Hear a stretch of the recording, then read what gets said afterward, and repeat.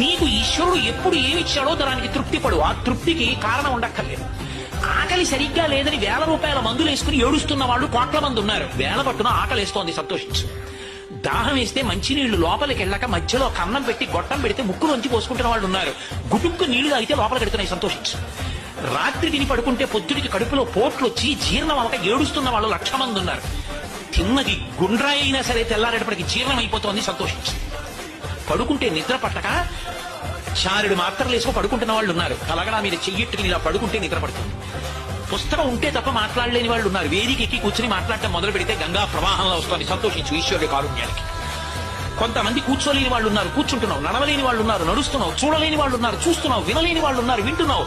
ఈశ్వరుడు నీకు ఇచ్చిన దానికి ప్రతి క్షణం తృప్తితో ఓలలాడిపోవాలి. ఎన్ని మాటలు కృతజ్ఞత చెప్తావు. అది మానేసి ఎప్పుడు ఏదో పోయిందాన్ని తలుచుకుని ఏడవడం కాదు, వచ్చేదాన్ని ఊహించుకుని అలా జరిగితే బాగుండని కలువమలు ఎగరేయడం కాదు.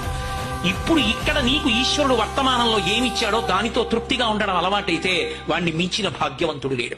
అదే ధర్మం.